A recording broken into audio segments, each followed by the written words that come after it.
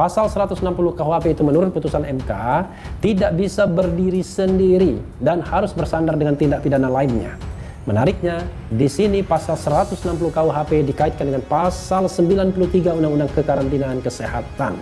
Ya, kita sudah menduga karena memang untuk menjerat Habib Rizik dalam perkara ini salah satu yang masuk akal secara logis, secara hukum ya, itu adalah menerapkan pasal 160 tadi karena menghasut kan.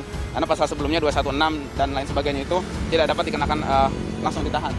Habib Rizik ajukan pra-peradilan di Pengadilan Negeri Jakarta Selatan. HRS akan segera bebas. Pasal 160 KUHP tidak bisa dikenakan kepada Habib Rizik. Menggunakan pasal 93 kurang gagah, kurang gereng, ya, kurang bisa dijadikan alat legitimasi untuk menangkap dan menahan misalnya, maka digunakanlah pasal 160 yang menurut saya ya harusnya tidak bisa dikenakan kepada Habib Rizik.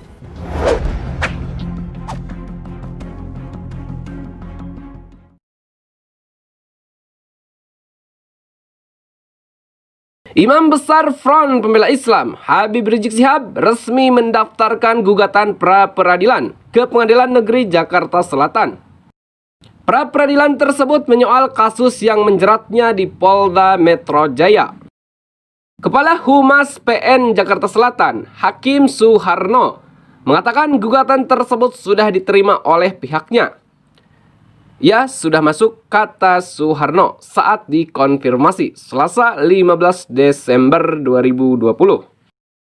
Suharno mengatakan, sejauh ini baru Habib Rizik yang menggugat pra-peradilan, sementara tersangka lain di kasus tersebut belum mengajukan gugatan.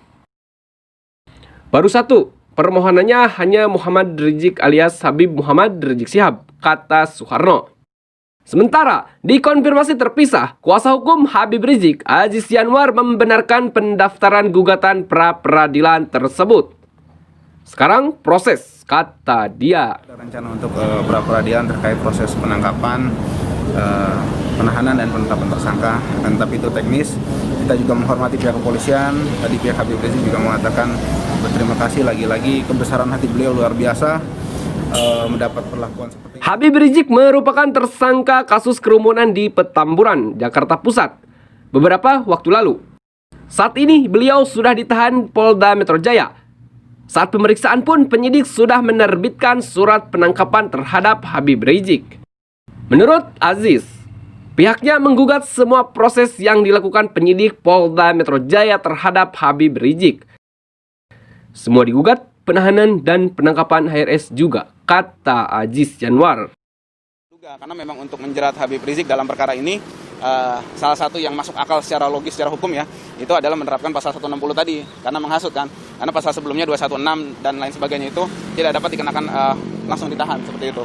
Itu yang menjadi alasan, makanya kita sebenarnya dari kuasa hukum tidak heran dengan penetapan pasal tersebut atau masuknya pasal tersebut terkait dengan hal ini, di mana itu juga coba dikoneksikan dengan temuan-temuan dari penyidik terkait undangan. Padahal undangan itu adalah undangan maulid, bukan undangan berkerumun.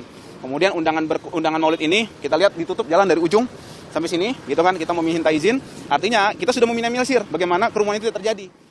Ahli hukum tata negara Refli Harun mengkritik langkah polisi yang menjerat Imam Besar Front Pembela Islam Habib Rizik Syihab dengan pasal 160 KUHP tentang penghasutan. Refli menegaskan Habib Rizik tidak bisa dikenakan pasal tersebut. Tim kuasa hukum HRS sebelumnya telah mengkritisi penerapan pasal 160 KUHP tentang penghasutan dalam kasus kerumunan massa akad nikah putri HRS di Petamburan, Jakarta Pusat. Tidak hanya pasal 160 KUHP, tim kuasa hukum juga keberatan pasal 93 Undang-Undang Nomor 6 Tahun 2018 tentang kekarantinaan kesehatan yang diterapkan penyidik terhadap perkara kliennya. Pasal 160 KUHP itu menurut putusan MK tidak bisa berdiri sendiri dan harus bersandar dengan tindak pidana lainnya. Menariknya, di sini pasal 160 KUHP dikaitkan dengan pasal 93 Undang-Undang Kekarantinaan Kesehatan. Ya, tidak ada unsur kedaruratan kesehatan dalam kerumunan massa di acara akad nikah putri keempat HRS dengan Irfan Alaidrus. Sehingga dengan demikian lanjutnya, penerapan kedua pasal tersebut dinilai kurang tepat disematkan kepada HRS. Oleh karena itu, menurut hemat kami, bahwa penerapan pasal 160 KUHP dan apalagi ditambah pasal 93 yang tidak memenuhi unsur kedaruratan kesehatan masyarakat, maka seharusnya tidak dapat dikenakan ke Habib Rizik Syihab. Karena menggunakan pasal 93 tentang Undang-Undang Karantina Kesehatan kurang gagah, kurang greng, kurang bisa dijadikan alat legitimasi untuk menangkap dan menahan, misalnya. Maka digunakanlah pasal 160 yang menurut saya ya harus tidak bisa dikenakan kepada Habib Rizik. Dan kita tahu bahwa Habib Rizik kan sudah menyampaikan maaf. Tapi bagi mereka yang memang hobi betul ingin memenjarakan orang sebentar-bentar pidana, pasti akan mengatakan, oh nggak bisa. Ini ada deliknya, ini ada tindak pidananya. Ya susah kalau kita menjadi sebuah bangsa yang paling gampang berpikir untuk memenjarakan orang. Apalagi yang mau dipenjarakan itu adalah, terlepas dari pro dan kontranya, adalah orang yang tidak melakukan kesalahan substantif. Karena kasusnya adalah kasus kerumunan selama COVID-19 yang dalam kondisi biasa ya tidak akan dilarang sesungguhnya. Nah, jadi ada kesalahan di situ memang iya, tapi bukanlah sebuah kejahatan dengan pemberatan. Ya seperti perampokan dan lain sebagainya dan lain sebagainya. Apalagi sampai dikuntit ya. Tapi karena menggunakan pasal 93 kurang gagah, kurang gereng ya, kurang bisa dijadikan alat legitimasi untuk menangkap dan menahan misalnya, maka digunakanlah pasal 160 yang menurut saya ya harusnya tidak bisa dikenakan kepada Habib Rizik. Di mana unsur menghasutnya? Lalu dari unsur menghasut itu muncul akibat. Dari mana muncul akibatnya? Apalagi ketika akibat yang dikhawatirkan tersebut tidak juga terjadi. Ada pemeriksaan terhadap warga Petamburan yang kena COVID-19, tapi yang kena 5 orang ya, itu informasi yang saya dengar, dan kelima-limanya tidak hadir dalam acara tersebut. Diketahui, Polda Metro Jaya menjerat Habib Rizik Syihab tersangka kasus kerumunan di Petamburan dengan 2 pasal, yaitu pasal 160 KUHP tentang penghasutan dan pasal 216 KUHP. Ancaman hukumannya 6 tahun penjara.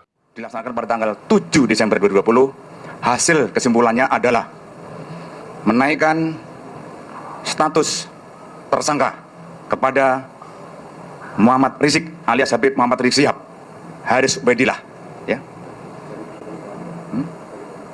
Kemudian yang ketiga Ali Alwi Alatas, ya. Yang selanjutnya menetapkan tersangka Maman Suryadi. Selanjutnya menetapkan tersangka Ahmad Sabri Lubis dan menetapkan tersangka Idrus. Kita tahan, kita lakukan penahanan oleh penyidik.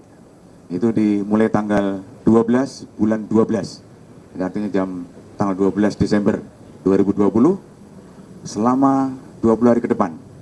Jadi sampai tanggal 31 Desember 2020. Alasan penahanan ada 2, yaitu objektif dan subjektif. Untuk objektif ya ancaman di atas 5 tahun. Kemudian yang subjektif, kenapa dilakukan penahanan? Yang pertama agar tersangka tidak melarikan diri, kemudian tersangka tidak menghilangkan barang bukti, dan yang ketiga adalah tidak mengulangi perbuatannya. Dan intinya juga dilakukan penahanan adalah untuk mempermudah proses penyidikan. Di mana unsur menghasutnya? Lalu dari unsur menghasut itu muncul akibat. Dari mana muncul akibatnya? Apalagi ketika akibat yang dikhawatirkan tersebut tidak juga terjadi, kata Repli Harun.